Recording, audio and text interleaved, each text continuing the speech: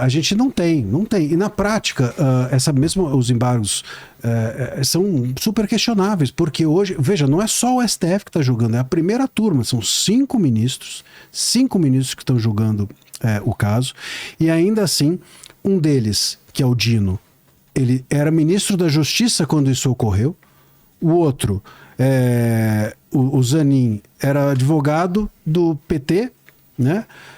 E o Moraes, ele mesmo disse que ele era vítima. Ele falou que havia um plano, isso está sendo, enfim, foi uma das alegações de que haveria um plano para, inclusive, matá-lo. Essa é a narrativa da PGR. Então, assim, a pessoa está querendo te matar e você vai julgar o cara. Quer dizer, qual a sua isenção para julgar isso? Qual a sua imparcialidade para julgar isso? Esse é o questionamento. E esses 3 estão sendo questionados. Quer dizer, sobra quem? Já tem uma maioria aí. E esses 5, eles têm hoje a possibilidade de dizerem: julgamos em nome de todos. Esse é o grande problema do julgamento na turma. Não tem um recurso ao plenário automático, como se eles fossem uma instância primeira, por isso que eu digo que não tem, e o plenário fosse uma segunda instância. Não é assim que é visto. O que existe é o entendimento de que o julgamento da turma é como se todos eles tivessem julgado, o STF todo julgou. Então você tem a possibilidade de recorrer ali para novamente, não sei o que é algo questionável pela jurisprudência, fica barrando muito a do STF, mas os 5, com 3 questionados, vão julgar em nome de todos os demais. Pô, se isso Aí você fala assim, não, mas quando houve o mensalão, trancaram a pauta. Pô, se não for importante você trancar a pauta para julgar um golpe de Estado, então para que serve? Pô, se o STF não acha importante trancar a pauta por uns meses para julgar um tentativa de golpe de Estado e abolição violenta do Estado democrático de direito, o que é mais importante que isso? Então, eu realmente fico aqui em dúvida se o STF sabe hierarquizar suas prioridades. Terceira pergunta do chat pro André. Vamos lá, o Felipe Rezende, ele fala assim: quando o Bolsonaro fala em fraude eleitoral sem apresentar provas, isso não é mais grave do que uma simples opinião? Não deveria ser punido? Até onde eu conheço do caso, ele não afirmou haver uma fraude, ele questionou a possibilidade de que poderia, enfim, não sei exatamente com quais palavras. O questionamento, a meu ver, não é ilícito. A afirmação sem provas, isso sim seria o ilícito, mas o ilícito de opinião. O ilícito dentro dos crimes contra a honra, enfim, você encaixar dentro desse lugar. Você acreditar, você dizer que uma fraude dentro do seu país é um crime de golpe, você entende o caminho que a gente vai? Fazendo analogia lá com a minha casa, bom, se eu chegar e falar assim, ó, entrei aqui na minha casa e eu acho que hoje aqui a minha cerveja veio fraudada, veio aqui com um problema. Bom, isso desestabiliza a minha família. Se você questionar ou você afirmar, mesmo que afirme, vamos dar de barato a afirmação, ainda que você afirmasse que houve uma fraude, isso desestabiliza o Estado a ponto do Estado se sentir atentado, bom, então talvez o nosso Estado seja muito fraco. Será que assim, a nossa democracia não é forte o suficiente para segurar a onda de um questionamento ou mesmo de uma afirmação, ainda que errada? Pô, sério mesmo? A nossa democracia é tão fraca a ponto de... A gente teve diversos casos desses, né? O próprio Monark lá atrás. Assim, você fala, pô, mas isso desestabiliza o Estado? A opinião do Monark desestabilizou o Estado? O perigo do Monark para a democracia do Brasil. Eu acho que os caras não conhecem o Monark direito, né? Porque, veja, se isso é um perigo... Ele fumando a maconha dele e tramando um golpe de Estado. Pink cérebro. Ô Vilela, se o Monark o que ele pensa é uma ameaça ao Estado, a gente devia repensar o Estado e não o Monark. Quão frágil é esse Estado? É lógico. Agora os comentários, então, Acácio. A gente tem a mesma perspectiva, mas conclusões diferentes. Eu também acho que o monarca não impõe nenhum risco à democracia. Mas um presidente da República, à época presidente da República, por mais frágeis que sejam as ponderações dele, por mais sem sentido que sejam as ponderações dele, já que ele é o representante máximo da nação e foi eleito graças a essa democracia, isso impõe uma fragilidade.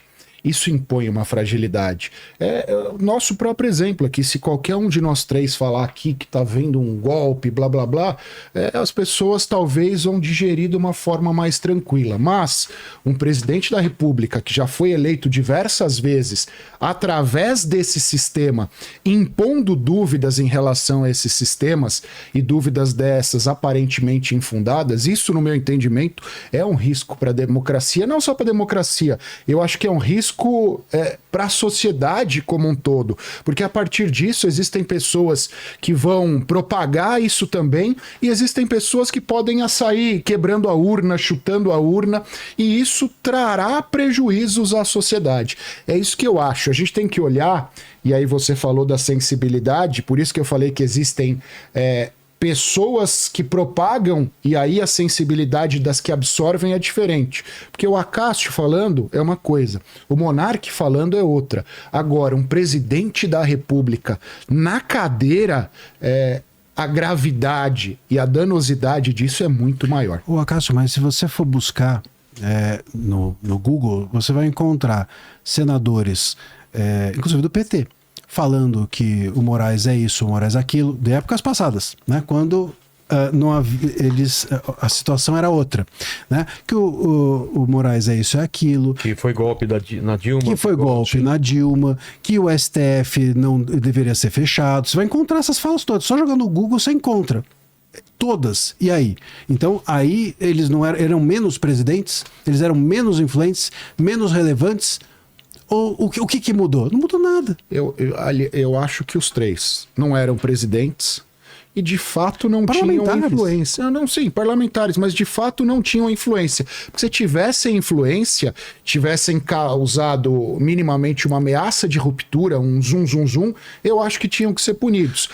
São tão irrelevantes que a gente consegue lembrar que eram do PT, mas não consegue lembrar sequer quem são. E você é um estudioso do tema, você com certeza estudou cases como esse para absorver. Então por isso que eu acho irrelevante. O Monark, não estou dizendo que ele seja irrelevante, mas ele atentando contra a democracia, falando que tem que ser uma democracia líquida por WhatsApp, isso não vai reverberar. Agora um presidente, ele faz muito maluco dançar. Se você pegar o processo do Bolsonaro, que o tornou inelegível, né, e pegar o relatório, tá lá, por conta daquela reunião na embaixada, não sei o que, aqueles vídeos foram divulgados. A condenação dele diz que ele impactou nas eleições. Então essa é a história da relevância, a tal da relevância. Primeiro que assim, eu não consigo entender uma pessoa impactar nas eleições que ele perdeu. Quer dizer, como é que você impacta em eleições e você perde? Então, que raio de impacto é esse? E aí você pega no relatório e está dito o seguinte, que um dos vídeos foi posto numa das redes, acho que era Facebook, tinha lá 500 mil views. O outro vídeo foi posto em outra rede, não lembro qual, mais 500 mil. Era uma coisa de 1 milhão e poucos views. Está no relatório. Os votantes naquela eleição eram coisa de 120 milhões de votantes. Esse é o impacto. Quer dizer, como é que eu posso... Quer dizer, o que é ou não impactante, o que hoje em dia também é totalmente subjetivo, porque você é presidente ou não... Vilela, você sabe melhor do que nós dois aqui o quanto que hoje, às vezes... Pelo jeito, hein? Ainda não. O quanto que, por exemplo, um influenciador digital, o quanto que alguém que está nas redes tem, às vezes, muito mais impacto do que um presidente quando fala. O Marçal, nessa eleição de São Paulo... É um exemplo disso. Sem tempo em televisão, estraga o que ele quase fez, né? Pois é, então assim, dentro desse contexto, chegar a fazer essa função tem impacto e essa não tem, é muito subjetivo. Mas vamos lá, falando do resultado. Primeiro a gente tutela o direito de votar e não o resultado das eleições. Eu tenho um caso que eu trabalhei, uma cidade do interior, o cara foi preso em flagrante por compra de votos, se tornou inelegível e perdeu a eleição. E mesmo assim foi condenado porque você está tutelando o direito das pessoas votarem livremente e não o resultado. Se fosse só pelo resultado, você nunca ia punir ninguém, porque o cara vai lá, ganha a eleição, ele mesmo se anistia, acabou. Eu acho que é essa preocupação que a gente tem que ter. E em relação ao Bolsonaro, falar que ele era incapaz de influenciar as pessoas, eu acho que é reduzir o tamanho político dele, inclusive. Não é falar que ele era incapaz. Hoje a gente tem, que ele foi, nesse caso, incapaz. Gostemos ou não, a gente tem 2 grandes líderes políticos do Brasil e acho que os 2 são os grandes responsáveis por tudo que a gente vive, mas é Bolsonaro e Lula. E era inevitável viver uma polarização ali, foi um resultado cravado, poucos votos para cá, poucos votos para lá. Então eu acho que o efeito existiu, mesmo não existindo efeito, de uma forma ou de outra ele estava tentando aí contra o direito das pessoas votarem livremente, acreditarem no sistema eleitoral. Última pergunta do chat para o Acácio Kratos. Vamos lá, o Rômulo Dotti, ele fala assim: não teríamos que estar discutindo o início do processo e não o fim, porque ele foi aberto de ofício sem o Ministério Público, onde o juiz é vítima, investiga e julga. Será que não estão usando a criatividade demais? A gente tem no Brasil, Rômulo, um sistema chamado acusatório. O que é o sistema acusatório? A gente tem 3 atores no processo penal: juiz, acusação e defesa.